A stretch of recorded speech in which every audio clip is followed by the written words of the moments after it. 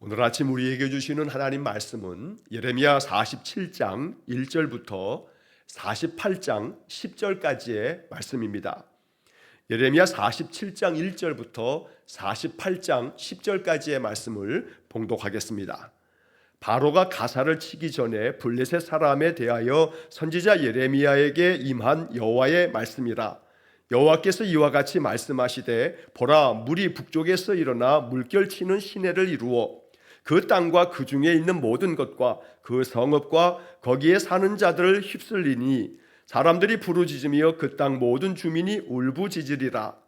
군마의 발굽소리와 달리는 병거 바퀴가 진동하는 소리 때문에 아버지의 손맥이 풀려서 자기의 자녀를 돌보지 못하리니 이는 블레셋 사람을 유린하시며 두로와 시돈에 남아있는 바 도와줄 자를 다 끊어버리시는 날이 올 것임이라.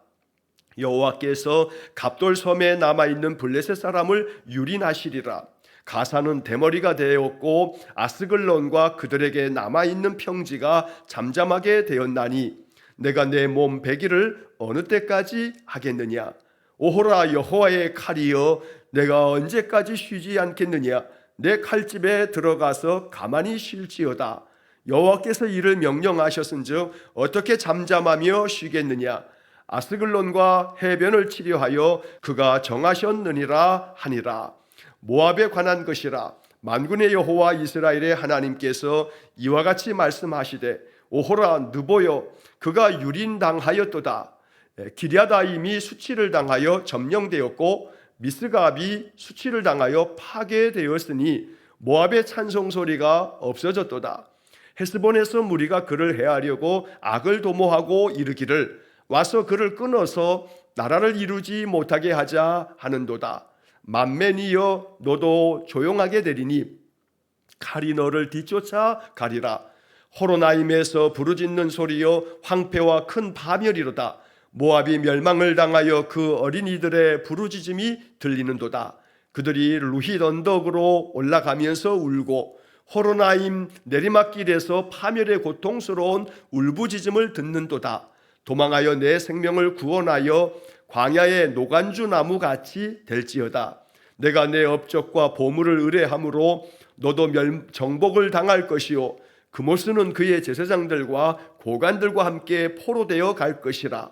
파멸하는 자가 각 성읍에 이를 것인즉 한 성읍도 면하지 못할 것이며 골짜기가 멸망하였으며 평지는 파멸되어 여호와의 말씀과 같으리로다. 모압에 날개를 주어 날아 피하게 하라. 그 성읍들이 황폐하여 거기에 사는 자가 없으리로다. 여호와의 일을 게을리하는 자는 저주를 받을 것이요 자기 칼을 금하여 피를 흘리지 아니하는 자도 저주를 받을 것이로다. 아멘. 자, 오늘 예레미야 47장과 48장 10절까지의 말씀을 읽었습니다. 자, 우리가 지금 계속해서 46장서부터 51장까지의 이야기는 남유다 주변에 있는 10개 나라에 대한 하나님의 심판의 말씀들이 전하여지는 것이라고 여러 번 말씀을 드렸습니다. 이 주변 나라가 심판을 받는다는 것은 곧 반대로 얘기하면 남유다에 대한 하나님의 은혜로운 그러한 축복의 선물이 되기도 합니다. 왜냐하면 이 주변 나라들로 인해서 남유다가 그동안에 오랫동안에 많은 괴롭힘을 당하였는데 이 주변 나라들이 심판을 받음으로 인해서 남유다에 대한 회복의 말씀을 말씀하셨기 때문에 이제 지금은 바벨론의 포로로 잡혀가게 되더라도 그들이 다시금 돌아오게 됐을 때 이 주변 나라들에 대한 하나님의 그 심판으로 인해서 남유다 사람들은 하나님을 찬송하게 되어지는, 그래서 이 46장부터 51장까지 주변 나라들에 대한 심판은 결국 남유다 백성들, 하나님의 백성들에 대해서만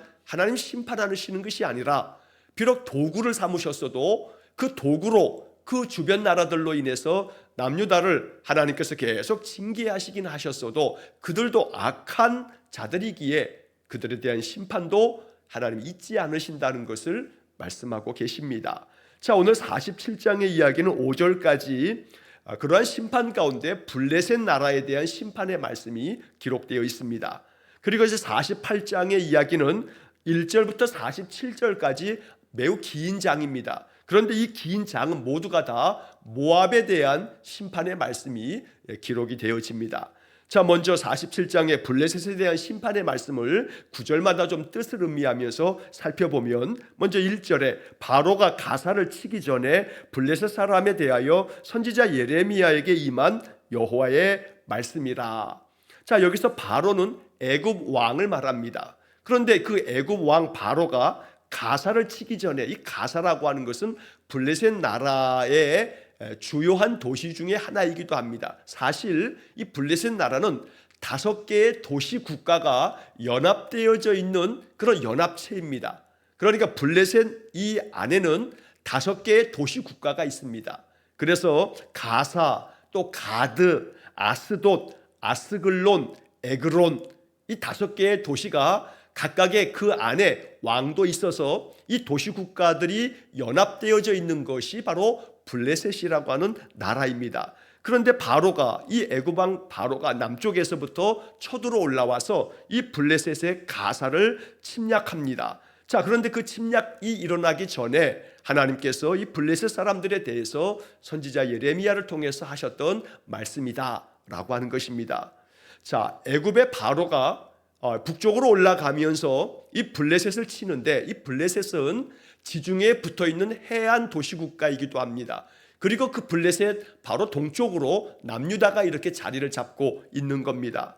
자, 우리가 지난번에 46장의 이야기를 쭉 읽으면서 이 애굽과 바벨론이 그 당시 가장 강대국들인데, 이 두 강대국이 패권 싸움을 벌이면서 저 바벨론의 그 북쪽에 있는 갈그미스라고 하는 곳에서 큰 전쟁을 벌이다가 애굽이 그때 크게 패하게 되면서 이제는 전 세계 모든 패권을 바벨론이 장악했다 하는 말씀을 드렸는데, 자, 이 애굽은 그 북쪽의 바벨론으로 향해서 나아가면서 바벨론 땅에 도착하기 전에 먼저 이 북쪽으로 올라가는 중에 블레셋부터 먼저 치면서 블레셋과의 전쟁을 벌이게 되는 것입니다.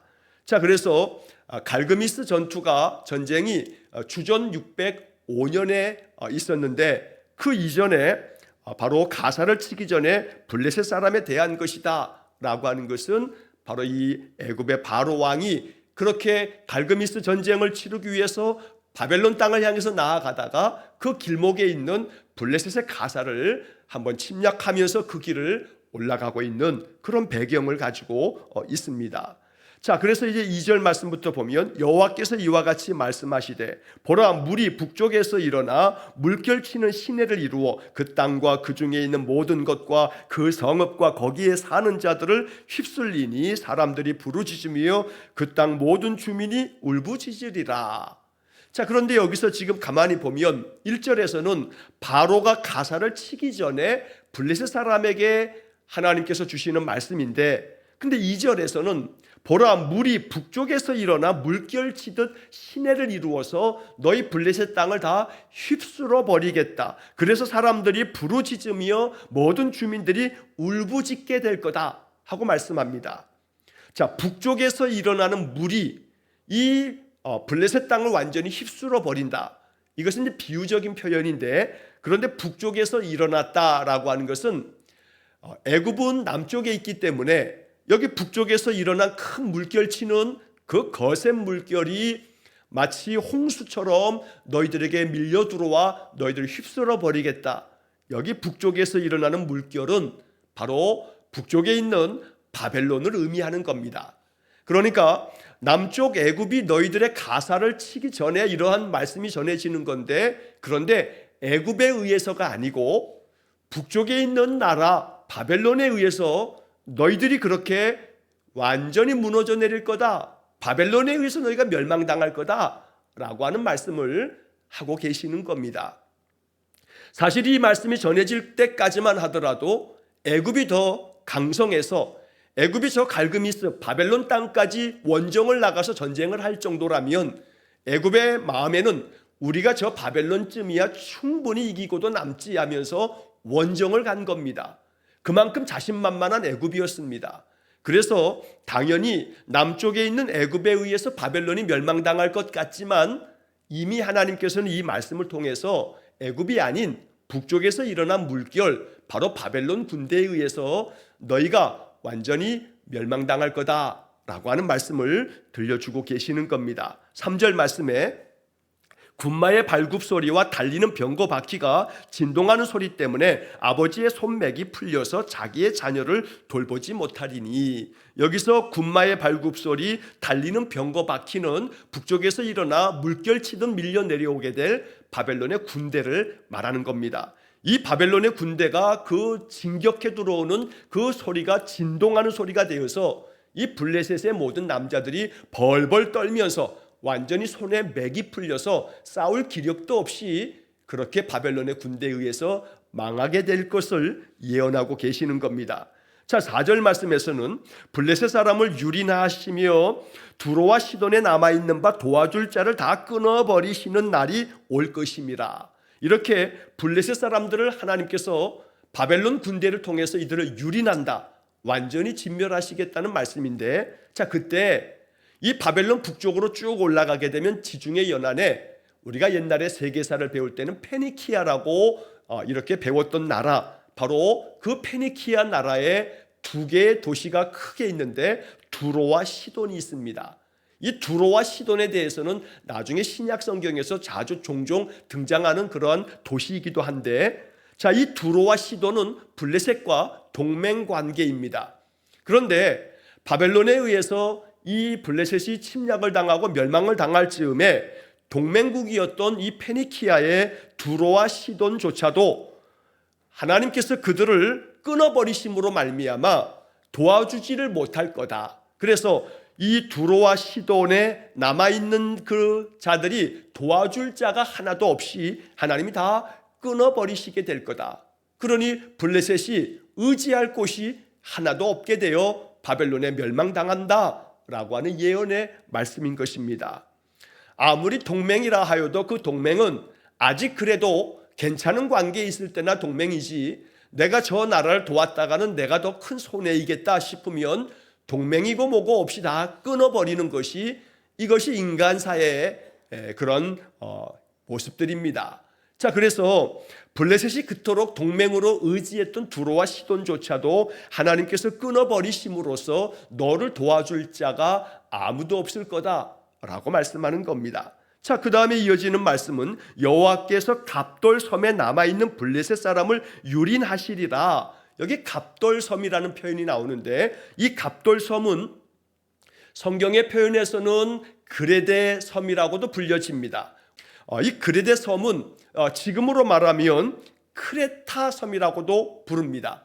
자, 이 크레타 섬은 그리스 반도, 그리스라고 하는 나라 남쪽에 있는 그런 커다란 섬이 됩니다. 자, 그래서 이 갑돌섬이라고 하는 이름이 나오는데, 원래 이 갑돌섬에 있는 사람들이 지중해 동쪽에 있는 이 가나안 땅, 팔레스타인 땅으로 건너와서 정착한 사람들이 바로 블레셋 사람들입니다. 그러니까 블레셋 사람들은 원래는 이 갑돌섬에서, 크레타 섬에서 살던 원주민들이 지중해를 배를 타고 건너와 저 동쪽에 있는 그 땅에 머물게 되어져서 그들이 블레셋 나라를 이루었던 겁니다. 그래서 갑돌섬에 남아있는 블레셋 사람, 바로 블레셋 사람들의 그 혈족이기도 한 그 갑돌섬조차도 하나님께서 유린을 당하여 그들도 또 남아있는 자 없이 망하게 될 거다. 이 말은 근본적으로 블레셋에 그들의 원 씨족이 되어졌던 갑돌섬까지 하나님께서 진멸하셔서 블레셋을 완전히 씨도 마르게끔 그렇게 심판하시겠다는 표현을 이렇게 말씀하고 있는 것입니다. 자, 그 다음에 이제 5절 말씀에 가사는 대머리가 되었고 아스글론과 그들에게 남아있는 평지가 잠잠하게 되었나니, 여기서 가사, 아스글론 이런 단어들이 나오는데, 이게 바로 블레셋 5개의 도시 국가들 중에 이 지명들이 되겠습니다. 그런데 가사가 대머리가 되었다라고 하는 것은, 고대 사람들은 크나큰 재난을 당하게 되면 그 재난 앞에서 자기의 슬픔을 표현하기 위해서 자기 자신이 머리를 완전히 삭박을 합니다. 머리를 삭발한다라고 하는 것은 내가 그만큼 슬픔 속에 있다, 비통한 재난을 당하였다라고 하는 그런 고통스러움의 표현을 할 때 자기 자신의 머리를 삭발을 하는 겁니다. 자, 그래서 여기 이 가사는 대머리가 되었고라고 하는 것은 이 블레셋의 도시 국가였던 가사가 바벨론의 침략을 당함으로 인해서 큰 재난을 당함으로 인해 그들이 그 비통함과 그 고통을 호소하듯 자기의 머리를 깎아서 그렇게 삭발을 하였다라고 하는 말이고, 아스글론과 그들에게 남아있는 평지가 잠잠하게 되었다. 아스글론이라고 하는 도시국가, 이 블레셋 땅도 바벨론에 의해서 완전히 쑥대밭이 되고 전멸되어지면서 거기서 말하는 사람, 떠드는 사람이 하나도 없이 모든 평지에 사는 사람들조차 다 사라짐으로 인해서 잠잠한 도시가 되어버렸다. 모든 사람들이 다 멸절되어지는 것을 말하는 것입니다. 자, 그래서 그 다음에 내가 내 몸 베기를 어느 때까지 하겠느냐. 여기서 몸을 벤다는 것은 이 블레셋 사람들이 섬기는 자기들의 그 신 앞에 내가 이렇게 큰 재난을 당했으니 나를 도와달라 라고 하는 의미로, 그 당시 이 이방 세계 속에서는 자기의 몸을 칼이나 창으로 자해를 하는 겁니다.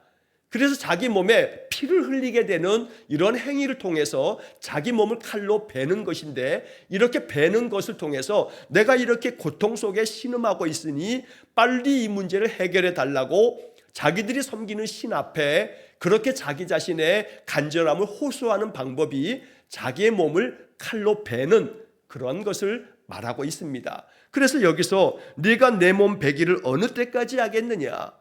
너희들의 고통이 심하다고 해서 너희들의 몸을 베어봤자 너희들이 섬기는 신은 아무것도 아닌 가짜요, 힘도 없는 너희들이 만든 우상에 불과하기 때문에 너희들을 도와주지 못하는데, 그 신 앞에 도와달라고 너희들의 몸을 베어봤자 아무 소용없다. 너희들은 그래서 결국 심판받아 멸망당할 것이다 라고 하는 예언의 말씀을 들려주시는 겁니다. 자, 그래서 1절에서 바로가 가사를 치기 전이라고 했으니 바로 이것은 주전 605년 이전에 있었던 일인데, 바로 이 주전 605년에 갈그미스 전쟁이 벌어졌고, 그러면 이 가사가 올라가는 중에 전쟁을 벌여진 것이기 때문에 주전 605년이나 아니면 주전 606년쯤으로 블레셋과의 전쟁이 벌어지는 것인데, 이 애굽과 블레셋과의 이 전쟁이 주전 605년이나 혹은 606년에 이렇게 벌어졌던 일이라면, 지금 여기 2절서부터 5절까지 나오는 북쪽에서부터 일어난 물결, 즉 바벨론 군대에 의해서 멸망당하는 것은 바로 말씀드렸던 주전 605년에 갈그미스 전쟁에서 이 애굽이 바벨론에 패하고 난 다음, 그 다음 바벨론이 바로 이 갈그미스 전쟁에서 큰 승리를 거두고 난 다음 계속해서 남쪽으로 진격해 들어오면서 주전 604년에 이 블레셋을 완전히 바벨론 군대가 무너뜨리게 됩니다. 그래서 불과 1년 혹은 2년도 채 지나지 않아서 오늘 이 47장의 예언의 말씀이 그대로 성취되어지면서 북쪽에서 일어난 물결 같은 바벨론 군대에 의해서 이 블레셋은 역사 속에서 사라지게 되는 것입니다. 여러분이 블레셋이라고 하는 이름에서부터 유래가 된 것이 오늘날 저 가나안 땅, 저 이스라엘 땅 옆에 팔레스타인이라고 하는 나라, 물론 블레셋과 팔레스타인은 직접적인 연결 관계는 없습니다. 민족이 같은 민족이라고도 할 수 없습니다. 블레셋은 주전 604년에 완전히 역사 속에서 사라지면서 자취를 찾을 수가 없습니다. 그러나 그 명칭만큼은 블레셋이라고 하는 그 이름의 명칭, 그 지역의 명칭으로 인해서 그것이 유래가 되어서 지금 팔레스타인이라고 이렇게 부르는 명칭이 이어져 내려오고 있다라고 하는 것으로 우리가 이해하면 되겠습니다. 자, 이제 그 다음에 이제 6절과 7절의 말씀에서는 블레셋 사람들의 탄식과 선지자 예레미야의 대답이 나옵니다. 자, 6절에서 오호라 여호와의 칼이여 내가 언제까지 쉬지 않겠느냐, 내 칼집에 들어가서 가만히 쉴지어다. 자, 이 말은 블레셋 사람들이 바벨론의 침략을 당하여 이렇게 망하게 되어지면서 그들이 탄식하면서 말하는 내용들이 되겠습니다. 자, 오호라, 슬프다 그러면서 여호와의 칼이여 내가 언제까지 쉬지 않겠느냐. 쉼없이 여호와의 그 진노의 칼로 인해서 블레셋이 바벨론에 의해서 멸망당하는 그러한 즈음에 여호와의 칼이여라고 하는 것은 세번역 성경의 번역을 보면 주님께서 보내신 칼아 내가 언제까지 살육을 계속하려느냐. 그래서 블레셋 사람들은 하나님을 섬기지 않는 이방의 백성들이지만 자신들이 바벨론에 의해서 이렇게 진멸을 당하는 그 즈음에 그들 가운데서 이러한 탄식이 나올 만큼 우리가 이렇게 망하는 것이 바로 여호와의 칼에 의해서 진멸당하는 것이 아닌가. 그런데 이 칼이 언제쯤 쉬겠는가. 쉬지 않고 계속되어지고 있으니 여호와의 칼이 칼집에 들어가기를 바란다라고 하는 그런 마음을 토로하고 있는 것입니다. 한편 7절 말씀에서는 예레미야 선지자가 그들의 그러한 탄식의 소리에 대한 대답을 하는데 여호와께서 이를 명령하셨은즉, 즉 여호와께서 북쪽에 있는 바벨론 군대를 통해서 이 블레셋을 진멸하시도록 명령하셨기 때문에 어떻게 잠잠하며 쉬겠느냐. 여호와의 진노의 칼이 잠잠하며 쉴 수 없이 너희들을 그렇게 쉼 없이 징계하여 진멸하는 것이다. 아스글론과 해변을 치려하여 그가 정하셨느니라. 그가 정하셨다. 여호와께서 너희들을 심판하기로 정하셨기 때문에 너희들은 결국 여호와의 칼의 진노하심으로 인해서 바벨론의 군대에 의해서 멸망당하게 될 거다. 이러한 예언의 말씀을 들려주시는 겁니다. 그래서 이 예언의 말씀대로 블레셋은 북쪽의 바벨론 군대에 의해서 바로 주전 604년에 멸망당하고 맙니다. 자, 이게 47장의 이야기입니다. 그 다음에 이어지는 이제 48장은 모압에 대한 심판의 말씀이 되겠습니다. 자, 모압에 관한 말씀이 이어지는데 거기 1절 말씀의 중간 이후에 보면 오호라 느보요 그가 유린당하였도다. 기레아다임이 수치를 당하여 점령되었고 미스갑이 수치를 당하여 파괴되었으니, 바로 이것도 역시 마찬가지로 바벨론에 의해서 모압이 그렇게 진멸당하게 될 것들을 예언하고 계시는 말씀이 됩니다. 여기서 느보라고 하는 것은 모압에 있는 중요한 도시들을 명칭을 말하게 됩니다. 여기서 나오는 느보, 또 기랴다임, 미스갑, 또 그 다음에 헤스본, 맘멘, 또 호로나임, 루힛, 이러한 이름들은 이 모압 나라의 중요한 그런 도시들을 말하는 것인데, 이것들이 다 수치를 당한다는 것은 결국 수치를 당하여 파괴된다. 바벨론에 의해서 이렇게 진멸당할 것에 대한 예언의 말씀입니다. 자, 2절 말씀에 모압의 찬송 소리가 없어졌도다. 이 말은 모압이 하나님을 찬송한다 그런 말이 아니고, 세번역 성경에 보면 영화는 사라졌다. 모압의 영화가 아주 찬란하고 부귀영화를 누렸던 그 모압이 좋은 시절이 이제는 다 사라졌다. 그래서 모압이 자기 자신의 나라를 으쓱거리면서 교만한 마음으로 우리나라를 칠 자가 누구냐, 이렇게 자기 자신을 찬송했던 소리가 이제는 다 사라지고 너희들이 바벨론에 의해서 망하게 될 것이다. 너희들이 스스로를 높였던, 너희들 스스로가 그렇게 환호했던 영화가 다 사라져버릴 것이다. 자, 헤스본에서 무리가 그를 해하려고 악을 도모하고 이르기를 와서 그를 끊어서 나라를 이루지 못하게 하자 하는도다. 자, 헤스본에서 무리가 그를 해하려고, 이 헤스본은 말씀드린 것처럼 모압의 중요한 도시인데 무리가 그를 해하려고, 여기서 나오는 무리는 바벨론 군대를 말하는 겁니다. 바벨론 군대가 모압의 이 헤스본 도시까지 침략해 들어와 그를 해하려고 악을 도모하면서 와서 그를 끊어서 나라를 이루지 못하게 하자. 그래서 바벨론 군대가 이 모압의 헤스본까지 쳐들어와서 야, 여기를 쳐서 멸함으로 인해서 이 모압이라고 하는 나라를 완전히 끝장내버리자, 끊어버리자, 이렇게 소리치면서 바벨론 군대가 쳐들어올 것이다 라고 하는 예언입니다. 만맨이여 너도 조용하게 되리니 칼이 너를 뒤쫓아가리라. 바로 만맨이라고 하는 중요한 도시도 결국 바벨론의 군대에 의해서 침략을 당하면서 그들도 조용하게 된다. 살아있는 자가 없어서 다 죽고, 그래서 그 도시도 완전히 조용해질 것이다. 또 호로나임에서 부르짖는 소리여 황폐와 큰 파멸이로다. 호로나임도 완전히 황폐해지고 파멸당할 거다. 바로 바벨론에 의해서. 4절 모압이 멸망을 당하여 그 어린이들의 부르짖음이 들리는도다. 그들이 루힛 언덕으로 올라가면서 울고 호로나임 내리막길에서 파멸의 고통스러운 울부짖음을 듣는도다. 이처럼 모압의 모든 자들이, 심지어 어린아이들까지 이러한 진멸을 당하는 가운데 울고 울부짖고 고통스러운 울부짖음을 들으면서 그 모압 나라가 멸망을 당하게 되는데, 6절 말씀에 도망하여 내 생명을 구원하여 광야의 노간주 나무 같이 될지어다 말씀합니다. 자, 여기 이 6절의 의미는, 그러니까 너희들 모압 나라 사람들아 빨리 도망쳐라. 그렇지 않으면 너희들이 바벨론에 의해서 이렇게 고통스러운 울부짖음으로 망하게 될 거다. 이렇게 말하면서 도망을 해서 너희들의 생명이나마 건져라 라고 말하는 겁니다. 자, 그래서 도망치고 나면 그러면 너희들이 갈 곳 없어서 갈 곳 없는 저 광야 사막으로 가서 도망쳐 숨어야 되겠는데, 그 광야에 가서 노간주 나무같이 될지어다. 여기 노간주 나무라고 되어 있는데 세번역 성경의 번역을 보면 사막의 떨기나무와 같은 신세나 되어라 이렇게 번역을 하고 있습니다.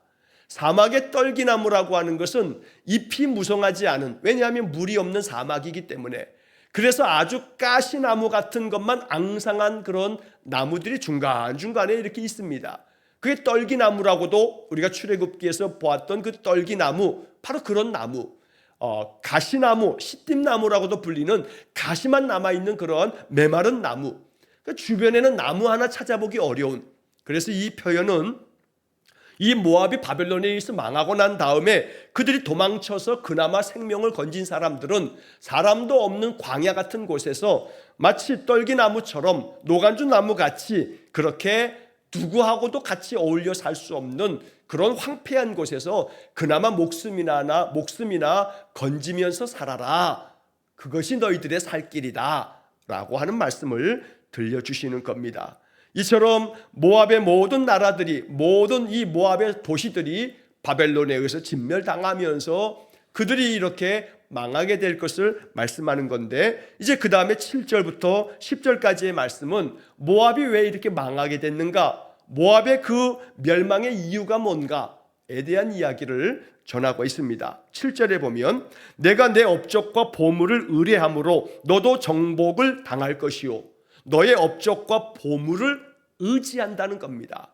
그러니까 모압이라고 하는 나라가 자기의 업적, 자기들이 이루었던 그 많은 성과들, 그래서 쌓게 되었던 그 부귀영화에 가득한 보물들, 그러니까 자신의 업적과 자신의 보물을 더욱 의지하면서, 이 모압과 그 북쪽에 있는 암몬은 바로 그 조상들이 아브라함의 조카 롯의 후손들입니다.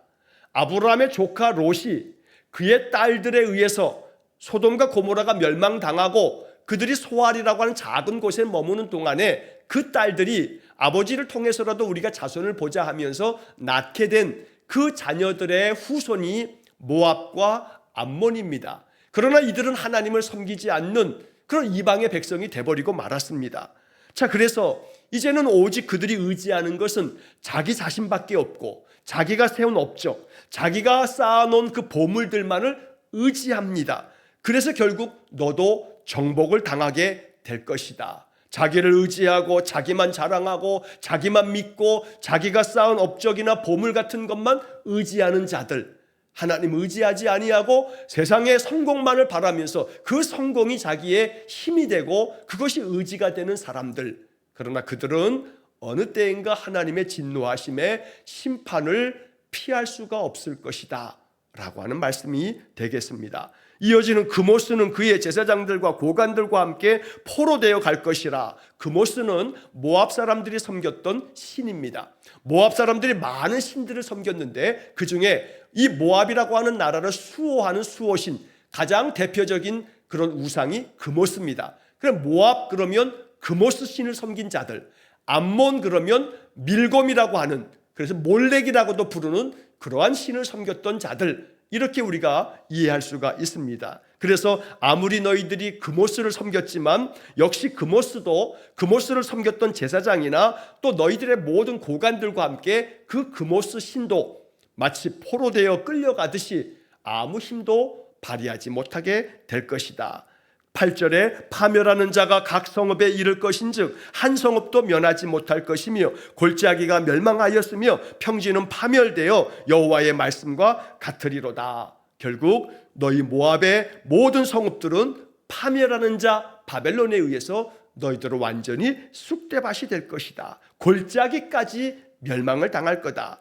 이것이 다 여호와의 말씀처럼 되어질 거다. 9절 모압의 날개를 주어 나라 피하게 하라. 그 성읍들이 황폐하여 거기에 사는 자가 없으리로다. 너희들이 날개가 있다면 그나마 날아서 도망이라도 쳐라.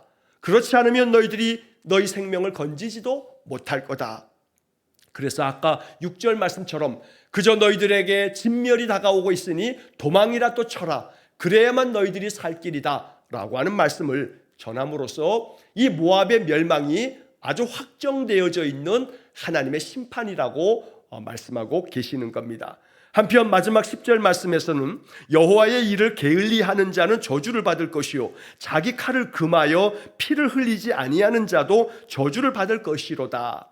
이것을 글자 그대로 읽다 보게 되면 오해가 될 수도 있고 또 이 말씀을 엉뚱하게 다른 데 사용할 수도 있습니다. 왜냐하면 그 앞에 있는 첫 구절이 여호와의 일을 게을리하는 자는 저주를 받을 것이다.